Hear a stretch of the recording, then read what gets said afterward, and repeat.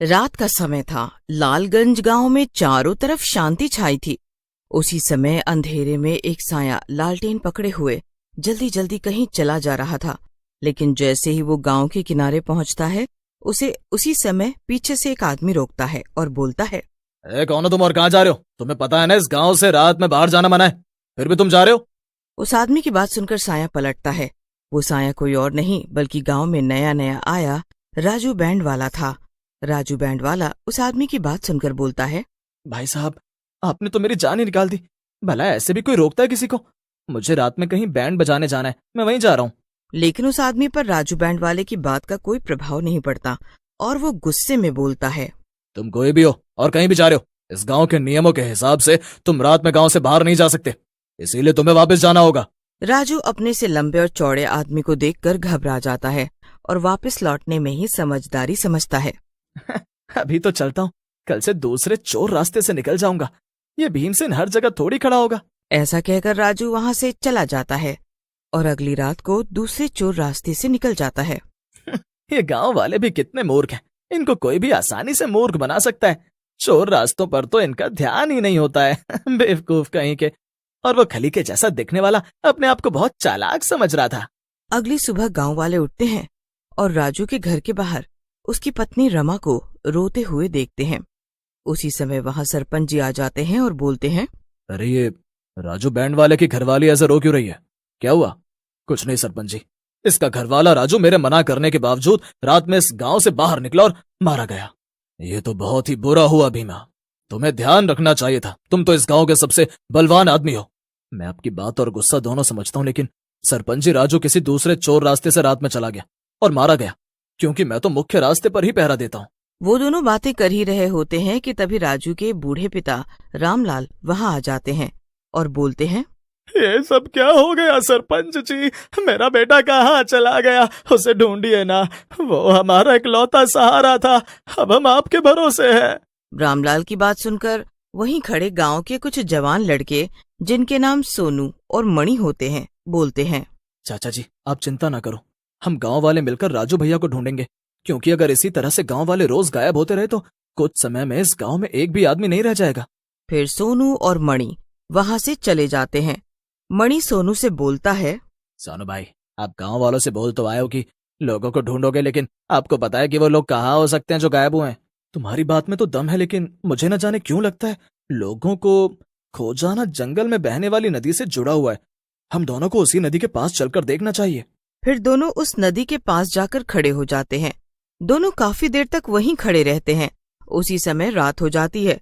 सोनू को भूख लग जाती है। वो मणि से बोलता है, अरे मणि, मुझे भूख लग रही है, मैं कुछ खाने को देख कर आता हूँ। अगर तुझे यहाँ डर लग रहा है तो तू भी मेरे साथ आ सकता है। क्या बात कर रहे हो आप सोनू भाई? भला मैं क्यों डरने लगा? आप जाओ और कुछ खाने को लेकर आओ, मैं यहाँ इस जगह पर नजर रखता हूँ। फिर सोनू वहां से चला जाता है और मणि वहीं नदी के किनारे खड़ा होकर उसका इंतजार करने लगता है।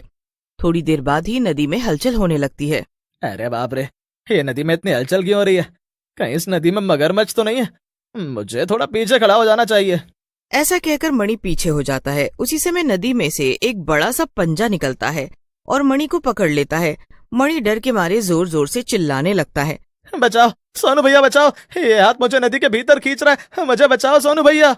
उसी समय सोनू भी वहां आ जाता है और यह दृश्य देखकर सुन्न हो जाता है। हे भगवान, ये सब क्या है? ऐसे तो ना कभी देखा ना सुना, इतना बड़ा हाथ।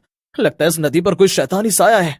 फिर सोनू वहां से चला जाता है और एक पेड़ के नीचे परेशान होकर बैठ जाता है।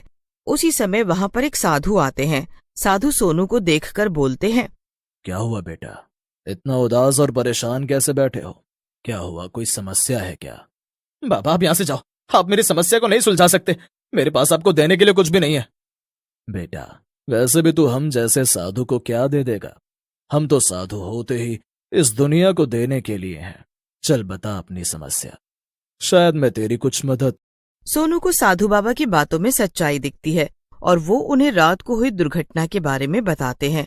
बाबा, अगर मैं रात में खाना लाने नहीं गया होता तो मणि की मौत नहीं होती। इस नदी ने गांव वालों के साथ साथ मेरे दोस्त को भी निगल लिया और मैं कुछ नहीं कर पाया। मैं अब गांव किस मुंह से जाऊंगा? तू परेशान क्यों हो रहा है बेटा? जो भी हुआ उसमें तेरा कोई हाथ नहीं था बेटे। ये सब तो उस चुड़ैल का किया धरा है। क्या कहा बाबा? चुड़ैल? तो मैंने जो हाथ देखा, क्या वो चुड़ैल का था? मुझे कुछ समझ नहीं आ रहा है, जरा विस्तार से पूरी बात बताइए। तू सच्ची आत्मा है और छोटे बच्चे की तरह साफ दिल का है। तू ही उस चुड़ैल से मुकाबला कर सकता है और अपने गांव वालों और दोस्तों को बचा सकता है। बाबा की बात सुनकर सोनू हैरान हो जाता है और खुश होकर बोलता है, क्या कह रहे हैं बाबा जी आप? आपकी बातों से तो लगता है कि जैसे मेरे गांव वाले और मेरा प्यारा दोस्त मणि जिंदा है। क्या ये सच है? हाँ, ये सच है कि तुम्हारे दोस्त जिंदा हैं और खूनी चुड़ैल के चंगुल में है, लेकिन वो ज्यादा दिन जिंदा नहीं रहेंगे, क्योंकि आने वाली अमावस्या के दिन वो चुड़ैल उनको मार डालेगी, क्योंकि उसे लगता है कि अगर वो 100 इंसानों की बलि देगी तो वो अमर हो जाएगी। फिर तो बाबा मैं अभी जाता हूँ और उस चुड़ैल से अपने दोस्तों को छुड़ा कर लाता हूँ। मैंने इसीलिए तुम्हें प्यारा सा बच्चा बोला था बेटा, तुम उस चुड़ैल से अकेले नहीं लड़ सकते, तुम्हें अपने गांव वालों की मदद लेनी होगी। जाओ और अपने सरपंच को इस बारे में जाकर बताओ।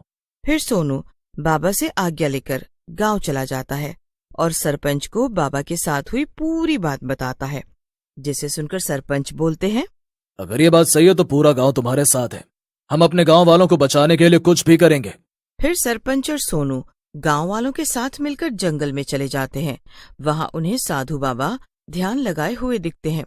सरपंच बाबा को पहचान जाते हैं और सोनू से बोलते हैं, अरे सोनू बेटा, ये तो बहुत बड़े संत हैं, ये तुम्हें कहां से मिल गए? इनके तो दर्शन से ही सारे पाप धुल जाते हैं। उसी समय साधु बाबा अपनी आंखें खोलते हैं और सोनू को पास बुलाते हुए एक त्रिशूल देते हैं और बोलते हैं, ये शिव भगवान का पवित्र त्रिशूल है, तुम इस त्रिशूल को चुड़ैल के माथे पर गाड़ देना। त्रिशूल लगते ही वो चुड़ैल मर जाएगी और गांव वाले उसके जादू से आजाद हो जाएंगे। जैसे ही सोनू त्रिशूल को पकड़ता है, वो साधु बाबा वहां से गायब हो जाते हैं। सरपंच जी, मैं अब उस चुड़ैल को बुलाने जा रहा हूँ, आप सब गांव वालों को लेकर छुप जाओ और जब मैं आपको इशारा करूंगा तब आप सब बाहर आकर चुड़ैल पर हमला कर देना। ऐसा कहकर सोनू नदी के किनारे जाता है और जोर से चिल्लाता है। सोनू के चिल्लाने पर नदी के पानी में हलचल होती है और वही खूनी हाथ बाहर आता है, लेकिन जैसे ही हाथ उसकी ओर बढ़ता है, वो पवित्र त्रिशूल को उस हाथ से छू देता है। जैसे ही वो उस हाथ को छूता है, हाथ जलने लगता है। साधु बाबा की जय हो, ये पवित्र त्रिशूल तो सच में बहुत ही ताकतवर है।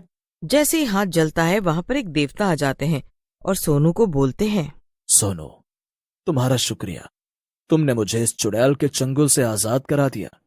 मैं तुम्हें आशीर्वाद देता हूं कि तुम इस चुड़ैल से जीत जाओ और इंसानियत को बचाओ।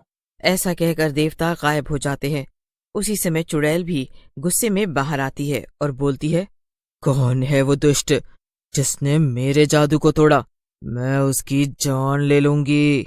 अपने सामने खड़े सोनू को देख चुड़ैल हंसने लगती है। तो तू है वो जिसने मेरे जादू को तोड़ा? इंसानों की भी हिम्मत बढ़ गई है। चुड़ैल अपने जादू से सोनू को बांधने लगती है। ये देख गांव वाले अपने लाठी डंडों से चुड़ैल पर हमला कर देते हैं। सोनू चुड़ैल के चंगुल से आजाद हो जाता है। फिर सोनू चुड़ैल को त्रिशूल के माथे पर गाड़ देता है। अरे अरे मर गई रे, अरे मर गई। नास मिटो, तुम सबने मिलकर मेरे किए कराए पर पानी फेर दिया रे। हाय रे हाय, मर गई। चुड़ैल नीचे गिरकर मर जाती है और मणि और बाकी के गांव वाले चुड़ैल के जादू से आजाद हो जाते हैं।